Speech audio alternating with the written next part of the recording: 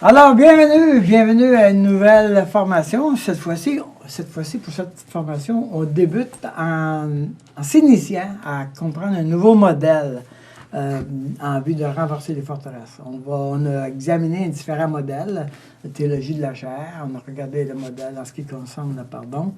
Et maintenant, on regarde un modèle qui est un peu spécial. C'est un modèle en ce qui concerne les voies intérieures. Alors, bienvenue à nos participants.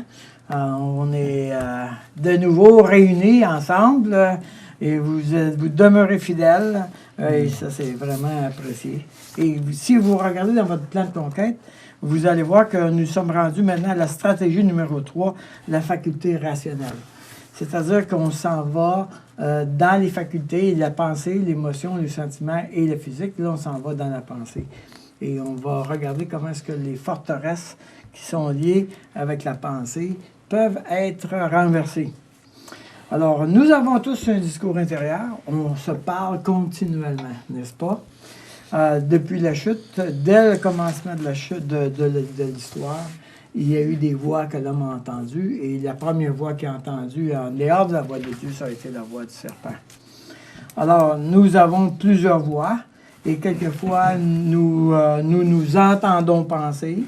Quelquefois, nous entendons de nos propres discours, qui n'est pas très, très positif. Alors, je vais vous poser une question au départ de réflexion. Nomme une pensée négative qui revient souvent dans ton esprit. Nomme une pensée négative qui revient souvent dans ton esprit. Style, moi, je ne pourrais jamais le faire. Je ne suis pas aimable. Personne ne va vouloir être avec moi. Je ne suis pas digne de faire une chose semblable. Donc, tu ne feras jamais rien de bon. Il y a différentes phrases comme ça qu'on se dit. Quelle est la phrase négative qui revient le plus souvent dans ton esprit? Alors, je vous invite à mettre l'enregistrement sur pause et juste réfléchir sur cette question.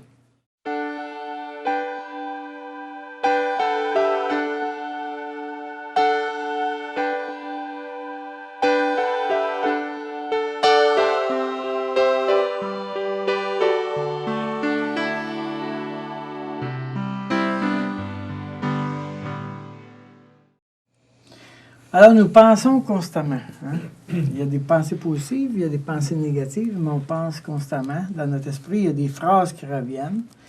Et la Bible, elle nous dit qu'à ma conversion, nous étions en train de nous conformer au monde. C'est-à-dire que nous avons appris à nous conformer au monde. La Bible dit dans Romains chapitre 12. Mais ça dit aussi, renouveler votre intelligence. Alors, il y a quelque chose qui sonne une cloche. C'est-à-dire que nous avons appris à penser d'une manière, et maintenant, il faut réfléchir d'une autre. Il faut reconstruire notre manière de réfléchir. Alors, il faut renouveler notre intelligence. Alors, ce qu'on va faire, c'est que je vais vous parler de l'importance des modèles qu'on va regarder, qu'on va étudier. Puis ensuite, on va faire un petit survol du modèle que j'aimerais que vous soyez en train de saisir. Alors, la raison pourquoi est-ce que je suis en train de vous introduire différents modèles, c'est parce que c'est les modèles qui me servent à faire un diagnostic. Par exemple, si, je ne sais pas pourquoi j'ai pris cet exemple-là, parce que je ne suis vraiment pas compétent pour celle-là, mais en tout cas, imaginez que quelqu'un m'apprend un modèle pour faire un gâteau. OK? Ouais, je sais. Je pense que ça prend de la farine, puis des œufs, puis du lait, au moins, pour faire un gâteau. Hein? Je pense. Bon. Peut-être qu'il manque de quoi, là, mais bon. Enfin, quelqu'un m'apprend un modèle pour faire des gâteaux. OK? Et là, j'essaye de faire un gâteau, puis ça ne marche pas. OK? Puis là, je viens te voir, puis je dis, pourquoi mon gâteau, ça ne marche pas? Ça va être quoi ta première réflexion? Ta première réflexion, ça va être, est-ce qu'il a suivi le modèle? Est-ce qu'il a mis la farine? Est-ce qu'il a mis de l'eau? Est-ce qu'il a mis... ton référence, ça ne sera pas ce que je te dis. Ta référence, ça va être le modèle. OK? Et puis ensuite, tu vas prendre le modèle, tu vas le comparer à ce que je te dis. OK? Donc, le modèle, la raison pourquoi on a un modèle, c'est nous permettre d'évaluer qu'est-ce que j'entends. Okay? Donc, là, nous avons appris un modèle. On a appris le modèle de la théologie de la chair. OK? Alors, par exemple, j'ai mentionné que la chair, il n'y a rien à faire sinon de la faire mourir. OK? Donc, si quelqu'un arrive vers toi en disant je travaille fort là-dessus, OK? Dans ton modèle, la chair doit mourir. Je ne peux pas travailler. Je ne peux pas l'améliorer. OK? Donc, tu sais tout de suite que théologiquement, il y a un problème. Il faut l'aider à comprendre que la chair, elle doit mourir. On ne peut pas l'améliorer. OK? Donc, j'ai un modèle. Okay. J'ai un modèle des échappatoires. On a appris un modèle des échappatoires. Alors, si quelqu'un me dit j'ai un problème avec les médicaments, maintenant, je sais, dans mon modèle, qu'on a deux problèmes maintenant. J'ai le problème des médicaments, mais j'ai aussi le problème de la blessure intérieure. Donc, je vais être capable de l'accompagner dans cette difficulté, parce que maintenant, j'ai un modèle en ce qui concerne les échappatoires. Okay? Nous avons regardé le modèle du pardon. Si quelqu'un vient en disant qu'il est blessé, etc. Maintenant, j'ai un modèle du pardon. Alors, si la personne me dit « Mon mari me blesse toujours, OK? Parce que j'ai un modèle du pardon, je vais dire « Oublie ton mari, va voir ton père. OK? Voyez-vous? Pourquoi? Parce que dans mon modèle, je vais dire « Regarde, ton mari, c'est des fruits. OK? Va voir ailleurs. Alors, parce que j'ai un modèle, je peux aider la personne à identifier où est-ce que ça ne va pas. Donc, j'ai un modèle. Alors, là, nous allons introduire un nouveau modèle maintenant, le modèle des voies. Et nous allons apprendre un petit peu comment fonctionnent les voies intérieures. Les voies, il y en a énormément, des voies légalistes, des voies qui s'apitoient, des voies qui critiquent. Alors, il y a un grand nombre de types de voies qui sont dans notre esprit. Alors, je vais vous introduire le modèle des voies en disant qu'à l'intérieur de nous, on a trois voies distinctes, le parent, l'adulte et l'enfant. Le parent représente la loi, l'enfant représente les sentiments et l'adulte représente le croyant sous l'influence du Saint-Esprit. Je souligne que l'adulte, avant sa conversion, c'est le vieil homme et il n'est pas sous l'influence du Saint-Esprit. Ça veut dire que c'est le parent et l'enfant qui mènent sa vie et pas l'adulte. Autrement dit, le parent et l'enfant sont en train de gouverner la vie de la personne parce que l'adulte n'a aucun contrôle sur ce qui est en train de se passer. Alors, le parent, on a dit, le parent, c'est la loi. Alors, ne fais pas ceci, ne fais pas cela, tu devrais faire ceci, tu devrais faire cela. C'est la loi. Et l'enfant représente les sentiments. Autrement dit, les blessures, les bons coups, les sentiments de sécurité ou d'insécurité, les sentiments de danger ou d'affirmation de soi, de confiance en soi, sont dans l'enfant. Et l'adulte reçoit l'information du Saint-Esprit. Alors voyons, on va faire fonctionner, si vous voulez, le modèle dans un premier temps. Ça va nous aider à comprendre comment est-ce que les voix discutent entre elles. Imaginez que vous rencontrez une personne, puis après quelques échanges, cette personne-là dit « Hey, j'aimerais ça que tu viennes avec moi au restaurant, on va aller manger une pizza. » Alors, là, tout à coup, il y a toute une série de voix qui viennent à mon esprit. La voix du parent. Alors, le parent pourra dire « Oh, est-ce que tu as moyen de payer ça, une pizza? » Ou elle pourra dire « Tu ne trouves pas qu'il est trop tard? » Ou « Tu ne devrais pas y aller, tu le connais à peine. C'est trop loin, c'est imprudent. » C'est comme ça que l'on se fait des amis, vas-y. Autrement dit, le parent parle en directive, il donne des lois, il donne des orientations, c'est ça qu'il faut faire. OK? L'enfant, lui, il a un discours aussi. L'enfant dit « Oh, c'est super, moi, la pizza, j'aime ça comme un fou. Hey, j'ai envie d'y aller. » Ça peut-être l'enfant va dire « Hey, un tête-à-tête, c'est agréable. » Peut-être qu'il va dire « Ah, enfin, quelqu'un qui m'aime. » Tu sais? Alors, peut-être qu'il va dire « Non, je n'irai pas parce que j'ai peur de ne pas savoir quoi lui dire. » Ou je ne sais pas comment, je suis trop gêné. OK? Ou je ne le mérite pas. Enfin, toutes sortes de discours qui peuvent être positifs ou négatifs, mais dans les deux cas, quel que soit le cas, l'enfant parle de son monde émotionnel, comment est-ce qu'il se sent. Le parent et l'enfant envoient l'information à l'adulte. OK? Et c'est l'adulte qui doit contrôler la situation. Alors, l'adulte, sous l'influence du Saint-Esprit, va poser, va réfléchir. Alors, il va prendre une décision conforme à sa mission. OK? Comme adulte, comme croyant, c'est quoi ma mission par rapport à cette personne, par rapport à ma vie? OK? Alors, si l'adulte est trop dominé par le parent, il obéira à la loi du parent. Si l'adulte est trop dominé par l'enfant, il obéira à la voix de l'enfant. Si le parent et l'enfant ne sont pas trop puissants, l'adulte va avoir la capacité de prendre une décision motivée par l'impulsion du Saint-Esprit.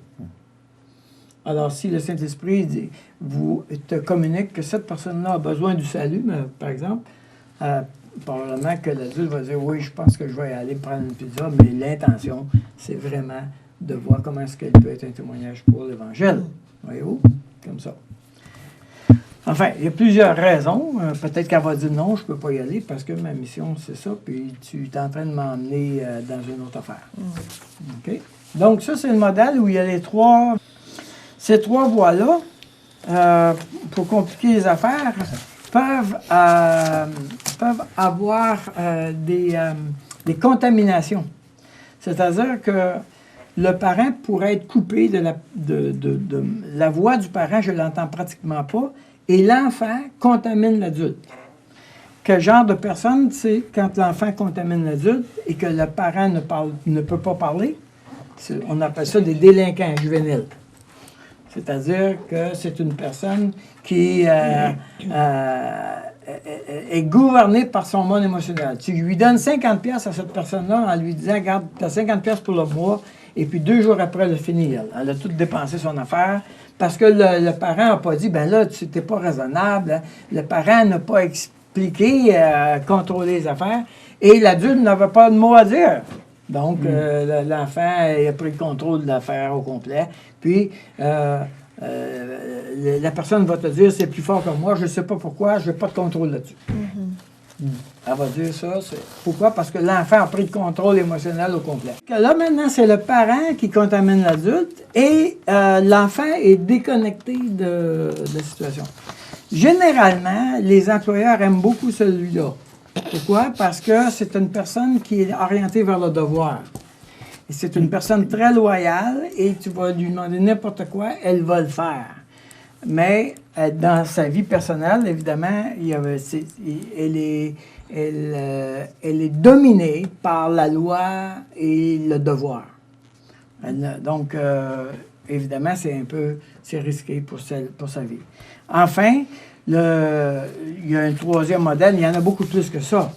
Mais il y a un autre modèle que je vous présente ici. C'est le parent et l'enfant qui contaminent l'adulte. C'est-à-dire que maintenant, l'adulte n'a aucun droit au chapitre, ça roule. Aucune décision peut être prise sur la base d'une réflexion. Tout est fait en réaction. Quelquefois, j'ai vu que l'enfant est devenu le parent de ses parents. Par exemple, les parents ont été très dysfonctionnels, puis c'est l'enfant qui a gardé la maison fonctionner. Donc, l'enfant est devenu le parent de ses parents. Et ça devient très complexe parce que là, on a perdu l'enfant qui est devenu le parent. Et donc, il faut ramener les affaires et aider cette personne-là à retrouver les choses. Donc, si on revient dans notre modèle, on a dit que le nouvel homme a été régénéré et maintenant l'adulte est sous l'influence du Saint-Esprit. L'adulte sous l'influence du Saint-Esprit voit Dieu, entend Dieu, il veut servir Dieu et il donne une impulsion à ses facultés, ses croyances, ses sentiments et son physique pour servir Dieu. Cependant, puisque le vieil homme a été avant lui, ce vieil homme-là a permis aux facultés d'apprendre d'autres choses qui étaient à l'inverse. Donc, on se retrouve à l'intérieur de nous avec une tension intérieure qui est l'héritage du vieil homme. Donc, il faut se rappeler que le parent et l'enfant sont de la chair. Ça veut dire, ça, que si le parent et l'enfant sont de la chair, ça veut dire que les deux doivent mourir. Donc, il faut trouver une manière que le parent et l'enfant vont mourir. Absolument tout du parent doit mourir. Toutes les mauvaises lois, puis toutes les bonnes lois. Alors, par exemple, une mauvaise loi, tu ne feras jamais rien de bon dans ta vie. C'est une déclaration du parent. Tu ne feras jamais rien de bon dans ta vie. Ça doit mourir. Mais, tu peux aussi avoir appris, pour être généreux, pour être aimé, il faut être généreux. Donc, c'est une loi. Pour être aimé, il faut être généreux. Donc, j'apprends à être généreux et je suis généreux. Avec les personnes, je suis généreux. Donc, comme croyant, d'avoir une loi où il faut être généreux, c'est très positif. Hey, c'est les croyants, est-ce qu'il faut être généreux? Mais oui, il faut être généreux. Sauf que le problème, c'est que je suis, comme croyant, généreux par la chair. C'est-à-dire commandé par la loi du parent, pas par l'adulte sous l'impulsion du Saint-Esprit. Voyez-vous? Donc, ce n'est pas le Saint-Esprit qui m'a dit, dans cette situation, tu dois être généreux. C'est le parent, la loi, qui a dit, tu dois être généreux. Donc, on se retrouve avec des croyants qui lisent la Bible et entendent le parent leur dire « tu n'as pas fait ça, tu n'as pas fait ça. Pour un bon croyant, tu devrais faire ça. Un bon croyant, ça devrait faire ça. Un bon croyant, ça devrait faire ça. » Et finalement, la personne écrase parce que le parent a tellement critiqué la personne qu'elle ne veut plus lire la Bible et ce n'est pas du tout enrichissant de lire la Bible. Tout ce que je fais, c'est d'écraser en dessous de la Bible. Inversement, c'est la même chose en ce qui concerne l'enfant. L'enfant a eu des bonnes expériences et des moins bonnes expériences. Et dans les deux cas, ces expériences-là mauvaises doivent guérir pour grandir et elles doivent être amenées à la croix. Donc, je vous rappelle que le parent et l'enfant étant de la chair, ils ont des données qui sont enregistrées, alors que le vieil homme, avant ma conversion, il ne faisait rien, il était mort. Donc, il permettait, rappelez-vous les chevaux, là? Les chevaux font qu'est-ce qu'ils veulent. Le conducteur en arrière de la charrue, lui, là, il est totalement inutile. Les chevaux ils veulent tourner à droite, ils tournent à droite. Ils veulent tourner à gauche, ils tournent à gauche. Donc, le vieil homme a laissé la chair accepter et choisir ses propres convoitises et sa propre décision.